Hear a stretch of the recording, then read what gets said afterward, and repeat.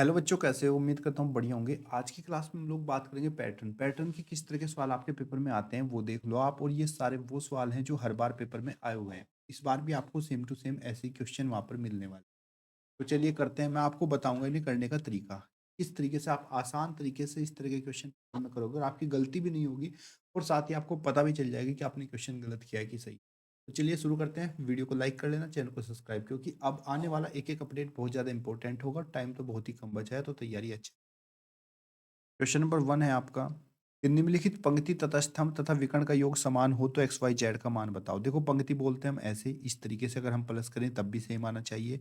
पंक्ति में ऐसे प्लस करें तब भी समान आना चाहिए, और इनको विकर्ण वाइज ऐसे ऐसे में प्लस करें तब भी आपका उत्तर समान आना चाहिए। तो हमें बताना है एक्स वाई जेड का मान क्या होगा। तो इसके लिए हम क्या करेंगे, सबसे पहले आपको उस चीज को देखना है, उस पंक्ति को देखना है जिस पंक्ति में सभी नंबर हों या फिर जिस विकर्ण में। तो यहाँ पर अगर आप ध्यान से देख रहे हो तो इस पंक्ति में हमारे पूरे नंबर हैं। देखो, तो हम क्या करेंगे, जिस पंक्ति के हमारे कंप्लीट होंगे, कोई भी एक मिसिंग नहीं होगा, इसको हम प्लस कर लेंगे। तो 4 + 9 + 2 को हमने प्लस किया। 9 4 13 2 15, तो प्लस करने पर हमारा योग 15 है। यानी कि हम इसको ऐसे प्लस करें तब भी हमारा 15 आए, इसको प्लस करें तो भी 15 आना चाहिए, इसको प्लस करें तो भी 15। ऐसे में अगर हम प्लस करें तो भी हमारा 15 आना चाहिए, ये भी 15 आना चाहिए और ये भी 15 आना चाहिए। विकर्ण को हम कोने से प्लस करेंगे तो 15, और इधर से प्लस करेंगे तो भी 15 ही आना चाहिए।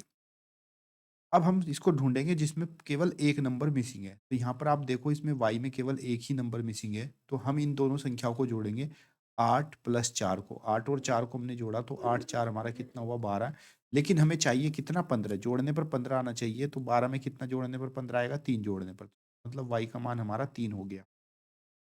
y का मान रखने पर अब हमारी इस पंक्ति में आपने ध्यान से देखा तो यहाँ पर इस पंक्ति में 5 है और फिर w, y की जगह पे तो 3 आ गया। तो 3 5 और w को हम प्लस करेंगे तो 3 + 5 होगा, और 5 3 हमारा 8 आया। लेकिन जोड़ने पर आना कितना चाहिए था, 15। तो 8 में क्या जोड़ेंगे हम 15 लाने के लिए, 7। 8 7 हमारा 15 हो गया। तो उसका मतलब w का मान हमारा 15 आ गया। तो यहाँ पर हमारा w भी आ गया। उसके बाद हम अगली पंक्ति देखेंगे। इस वाली पंक्ति में अगर हम सीधा देखते हैं तो यहाँ पे x है, 5 है, 9 है। तो 9 और 5 को प्लस करेंगे इस पंक्ति के लिए, इस स्तंभ के लिए। तो 9 और 5 कितना हो गया हमारा, 14। 9 + 5 कितना हुआ, 14। तो इसको पूरा 15 करने के लिए x बराबर हमें 1 रखना पड़ेगा। तभी जाकर 1 और 5 4, और 1 5 6 और 9 15। तो x का मान 1 आ गया। अब बचा हमारे पास z। z का मान रख लेंगे, देखो 8 और 1 9। 8 + 1 कितना हो गया हमारा, 9। 9 में कितना प्लस करें कि 15 आए, तो 9 में हम 6 प्लस करेंगे, 9 6 15। तो z का मान भी हमारे पास कितना आ जाएगा, 6 आ जाएगा। अब हमें बताना था कि एक्स वाई जेड का और डब्ल्यू का मान कितना है। तो एक्स का मान हमारा बच्चे 1 आया। एक्स यहाँ पे लिख लो उनको, एक्स वाई जेड डब्ल्यू। अब केयरफुली वैल्यू रखो। एक्स का मान हमारा 1 आया, वाई का मान हमारा यहाँ से 3 आया था, और जेड का मान हमारा यहाँ पर, यह जेड का मान हमारा 6 आया, और डब्ल्यू का मान हमारा कितना आया आपका, 8। 5 3 8 और 7 15। तो डब्ल्यू का मान हमारा 7 आया। हमने ये सारी वैल्यू यहाँ पे रखेंगे।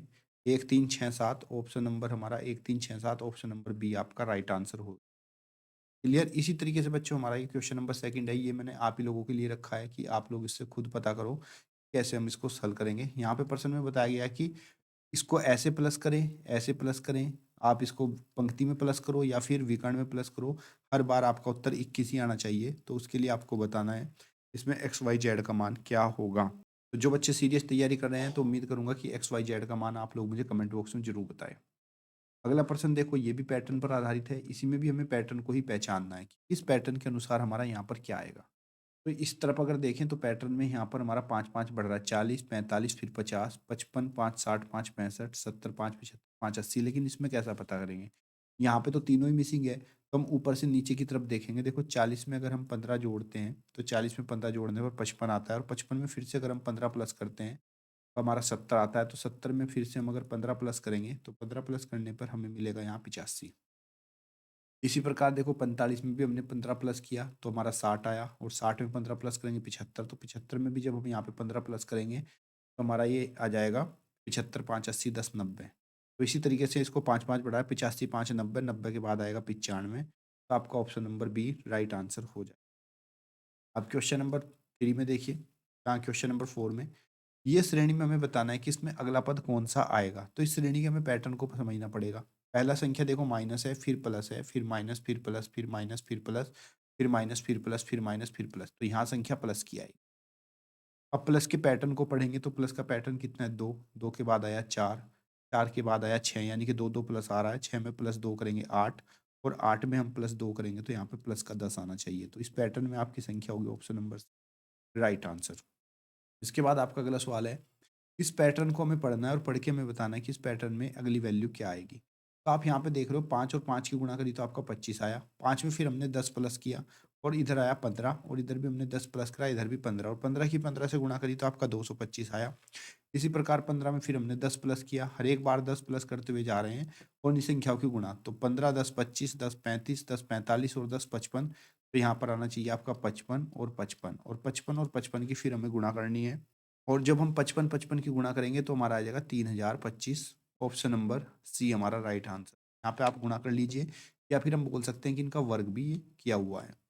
अगली संख्या देखो, यहाँ पर क्या है, आपका कुछ पद दिए गए हैं, 3, 3 के बाद हमारा 4 है, 4 के बाद 6 है, 6 के बाद 9, 9 के बाद 13, उसका अगला पद क्या आएगा। तो सबसे पहले इनमें हमें संबंध ढूंढना पड़ेगा।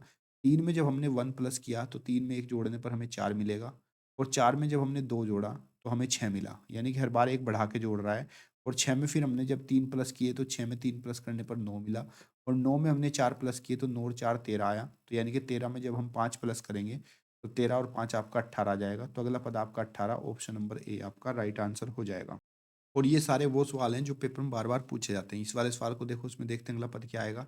यहाँ के एक है, एक में हमने किससे 2 से गुणा करी तो 1 दूनी 2 आया, और 2 में फिर हमने 2 से गुणा करी तो 2 दूनी 4 आया, 4 में फिर हमने 2 से गुणा करी 4 दूनी 8 आया, 8 में हम फिर से 2 से गुणा करेंगे तो 8 दूनी 16, यानी कि हर बार अगला पद जो है पिछले पद का डबल होता जा रहा है।